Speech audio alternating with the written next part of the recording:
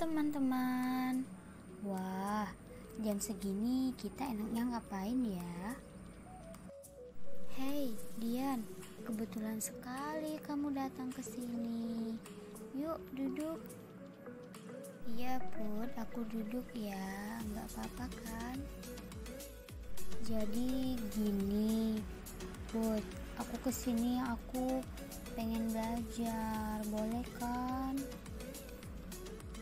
Wah, boleh sekali, Dian. Aku akan mengajarimu tentang pengembangan kurikulum 2013, kurikulum darurat dan kurikulum paradigma.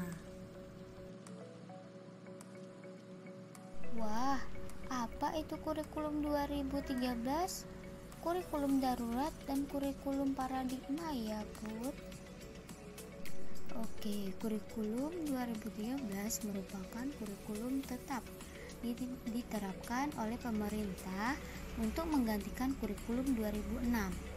Kurikulum darurat adalah salah satu pilihan oleh satuan pendidikan yang melaksanakan pembelajaran jarak jauh di jenjang PAUD, SD, SMP, SMA, maupun SMK dengan menyederhanakan kompetensi dasar pada K13.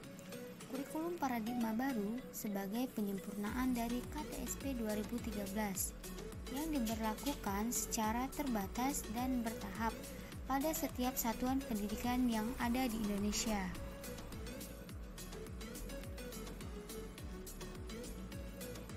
Oke, selanjutnya ada dasar pertimbangan kurikulum 2013 darurat dan paradigma baru.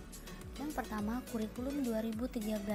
Dasar pertimbangan kurikulum 2013 perlu dilakukan pertimbangan kurikulum karena adanya berbagai tantangan yang dihadapi, baik tantangan internal maupun eksternal maupun tantangan lainnya. A. Tantangan internal. 1. Dalam rangka pemenuhan tuntunan 8 standar nasional pendidikan. 2. Berkembangnya jumlah penduduk jika tidak dibarengi dengan kualitas manusia akan menjadi beban pembangunan. B. Tantangan eksternal. 1. Adanya tantangan perkembangan zaman globalisasi di segala segi. 2. Tuntunan kompetensi masa depan, baik dari kualitas sikap maupun mental dan sosial. 3. Persepsi masyarakat tentang kurikulum sebelumnya yang menitik beratkan pada sisi kognitif, beban yang terlalu berat, kurang menekankan aspek afektif. 4. Berkembangnya pengetahuan dan pedagogi. C. Penyempurnaan pola pikir. Pendidikan yang sesuai dengan kebutuhan masa depan hanya akan dapat terwujud apabila terjadi pergeseran atau perubahan pola pikir. D. Penguatan tata kelola kurikulum. Pada kurikulum 2013, penyusunan kurikulum dimulai dari 4 aspek. Menetapkan standar kompetensi kelulusan berdasarkan kesiapan peserta didik, tujuan pendidikan nasional, dan kebutuhan. Setelah kompetensi dan ditetapkan, kemudian ditentukan kurikulumnya yang terdiri dari kerangka dasar kurikulum, struktur kurikulum. E. Pendalaman dan perluasan materi. Perlu dilakukan langkah penguatan materi dengan mengevaluasi ulang ruang lingkup materi yang terdapat di dalam kurikulum dengan cara mengadakan materi yang tidak esensial atau tidak relevan bagi peserta didik, mempertahankan materi yang sesuai dengan kebutuhan peserta didik, dan menambahkan materi yang dianggap penting dalam perbandingan internasional. Selanjutnya, kurikulum darurat. Dasar pertimbangan kurikulum darurat yaitu untuk meningkatkan kesehatan dan keselamatan peserta didik, tenaga kependidikan, keluarga, dan masyarakat, serta tumbuh kembang peserta didik dan kondisi psikologi juga menjadi pertimbangan dalam pemenuhan layanan pendidikan selama masa pandemi COVID-19. Selanjutnya, kurikulum paradigma baru. Dasar pertimbangan kurikulum paradigma baru yang mempertahankan pada penyusunan jam pelajaran agar sekolah bisa merdeka dalam menyusun jam pelajaran tersebut. Pendekatan pembelajaran lebih fleksibel dan pada struktur kurikulum berupa kegiatan intrakurikuler dan kegiatan proyek.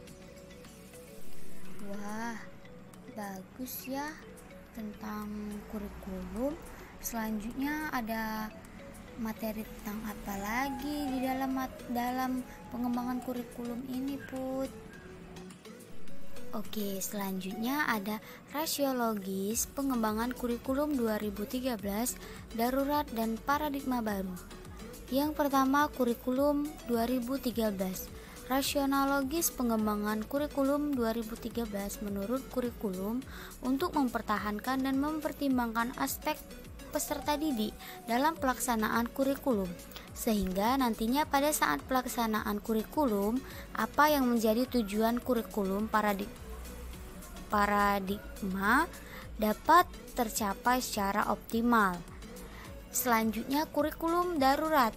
Rasiologis pengembangan kurikulum darurat muncul sebagai jawaban atas keterbatasan dalam proses belajar mengajar di tengah pandemi COVID-19 ini. Dan ini yang terakhir, kurikulum paradigma baru. Rasiologis pengembangan kurikulum paradigma baru dalam proses pelaksanaan pengembangan satuan pendidikan tidak terbatas pada satuan pendekatan saja. Berbeda dengan kurikulum 2013 yang hanya menggunakan pendekatan saintifik. Satuan pendidikan dapat menggunakan pendekatan berbasis mata pelajaran, tematik, kolaborasi mata pelajaran, ataupun panduan sesuai dengan peraturan menteri. Wah, aku jadi paham nih tentang pengembangan kurikulum, dasar pertimbangan kurikulum, dan rasionalogis kurikulum. Terima kasih ya, Put. Oke, biar cukup sampai di sini dulu ya materinya. Nanti kita belajar lebih jauh lagi ya. Terima kasih mau mendengar materinya hari ini. Bye.